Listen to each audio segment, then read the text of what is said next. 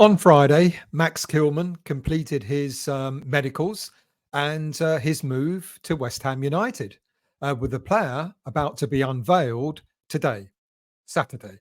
I'm filming this late on Friday night, as on Saturday itself, me and the missus will be winging our way down to Glind or Glind, I think it is, for a jazz festival for the weekend, even with my dodgy eye. Mr. Williams, we will see you and your good lady Sue on Sunday. Look, I'm aware that the deal will be confirmed on Saturday morning, and at a guess, if anything is to go by from previous announcements, it's going to be around about 9 o'clock. And of course, Kilman becomes the club's third signing of this summer transfer window. Look, if you're new to the channel, please do hit that like button. Please become a subscriber. Doesn't cost you anything to subscribe to the channel, and all my content is free of charge. So do become a part of the West Ham Voice group. So what have we agreed? Max Kilman we've agreed to pay Wolverhampton Wanderers £40 million for the left-footed centre-back who only just recently turned 27. It's believed to be a 5-year deal with an option of an additional year. It's a straight cash deal, no add-ons, no nothing, no players in exchange or anything like that. Wolves insisted it was £40 million or nothing. And like most deals, however, because it's a 5-year deal, we're likely to pay the 40 million over a period of time, probably throughout the whole 5-year contract itself, which equates to something like about £8 million a year. Now, Kilman was on a wage of around £50,000 a week at Wolves, but it's suggested that his wages will almost double at West Ham to make him one of the highest paid players on our books. Have we paid too much for the player? I guess only time will tell. This is likely to be the marquee signing of the summer transfer window, with suggestions that we're not going to be spending anywhere near that kind of money for any other player that we will sign this summer. What we do know is that Kilman was Lopetegui's main summer transfer target, and he's achieved getting the player that he wants. Now, many fans are going to start speculating whether Lopetegui is doing some kind of Moyes movement, on insisting on getting the players that he wants. But both the head coach and Tim Steidten, our technical director, obviously discussed the player that Lopetegui wanted. And, I think they kind of agreed. I'm sure they made an agreement that they'll get the player in for the head coach. There's an air of calm between the two men, between Lopetegui and Steidten, which was evident in the press conference that they both held at the beginning of the week. I couldn't ever imagine David Moyes sharing the podium with Steidten in the way that Lopetegui did. The two men spoke in unison. They were very clear in the vision that they wanted for West Ham United. And Lopetegui suggested that when asked about player transfers, this was Tim Steidten's department. So you can see from that they both agreed that Kilman would be a good signing for West Ham. Now, I've already done my analysis on Kilman, but let's recap on his performance in the Premier League and his performance overall, should I say. He is a thinking man's defender, a little bit more refined than many suggest are the archetypal English central defenders. He reads the game extremely well. The tactical demands that were laid on him from previous Wolves managers, one of them being Lopetegui, the other one being Portuguese Bruno Lage, apparently didn't faze him. And in fact, he relished and spoke highly of both managers, saying that they've improved his game, certainly in the technical aspects of it. He's comfortable at carrying the ball forward from a defensive position, and he's comfortable defending a high line. And over the past couple of seasons, he's been encouraged to trust his instincts with the ball at his feet. Look, he's not altogether the fastest central defender in the Premier League, but his excellent positional play adequately makes up for that.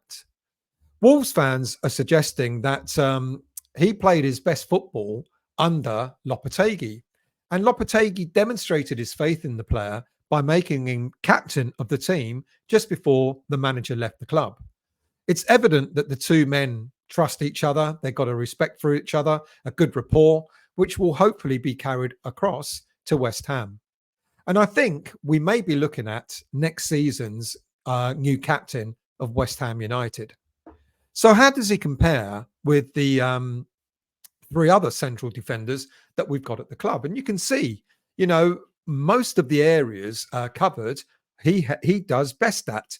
He's got great passing accuracy, the highest pass accuracy. He's got the highest number of tackles, the highest percentage aerial duel success, the highest percentage, not the highest percentage ground duel. That goes to Mavropanos. But otherwise, clearances, interceptions, block shots, etc., are all he's the highest in all of them. Now, he's got a tendency to pick up a card or two, no red cards, but he did pick up 7 yellow cards last season in the league. Now, look, what about a partner for him? Because we've heard that we are meant to be signing 2 central defenders. So far, we've signed 3 players and we've spent a total of £65 million. And there's a suggestion that because money is tight, that Kilman will be, as I said, our marquee signing, which seems to suggest that any other player that we get in, we're going to have to be a bit clever with our signings. There's, of course, Jean-Clair Todibo, who I talked about the other day. And we heard, and I mentioned this as well, that both Naya Fagerd and Kurt Zuma were offered as cash plus player deals, but Nice didn't accept that. We also offered some £25 million initially, but Nice didn't want to accept that either. Look, he's another decent player. Great on the ball, good passing range, good stats on ground and aerial duels, superb future talent, you know, and he could be the perfect partner for Kilman. But like I said, we're going to have to be clever with our targets at the from here on in. If we manage to sell a Gerd, which is the likeliest, there's a suggestion that we'll go back for Todibo over the next week or so. If we manage to sell Kurt Zuma, there's a suggestion that we'll actually go in for another target that we're interested in. And that, of course, is Lyon's Jake O'Brien. The best case scenario really is to sell Gerd and Zuma and to bring both O'Brien and Todibo into the club. There's no ambition to have 5 central defenders at the club, hence the need to move players out before we replace them. With 4 central defenders of Kilman, Mavropanos, potentially Todibo and O'Brien, that would be an ideal scenario for West Ham, and it will certainly strengthen our defence somewhat. Now, we're meant to like Brian. We're rumoured to be really interested in O'Brien. Comfortable on the ball, great passing accuracy, reads the game well. He's a good leader on the pitch, great aerial ability, and he's become recently a full international for the Republic of Ireland. Now, after that, of course, there's an opportunity to look at potentially a player from the academy. And one player in particular that has been kind of overlooked over the past season or so is Luzau. We bought him back in January 2023. He's delivered a string of impressive outings in the under-21 squad over the last season, and many fans thought that he might have been promoted to the senior squad at some time, but that didn't happen. A decision needs to be made on his future. He's just turned 22. Throughout last season, several clubs inquired about him, but we turned all the advances down. And of course, at 22, you know, yes, you can still play for the under-21s, but I can't really see that as a good thing for the player. So he's either going to get an opportunity to impress during the preseason and be brought into the senior squad, or there's a possibility of him going out on loan. But if he doesn't impress, then I would imagine that we may look at selling him. Now, as you recall, that I talked about even before the transfer window opened, that we were told we've got 2 centre back priorities and a striker. That's what we were looking for primarily. Now, with Kilman in, 1 centre back in, and looking at a close eye on other centre backs, all focus now starts going to strikers. Now, one thing I can assure you is that despite continuous reports linking him to West Ham United, Callum Wilson is not going to be signed by the club. Um, I've established now, I should have worked it out for myself, but the reason why he's continuously being linked to West Ham is the common denominator, of course, Will Sorthouse, one of the favoured agents of David Sullivan. Now, I don't believe that Sullivan will interfere and get Wilson into the club without Steiden nor Lopetegui wanting him.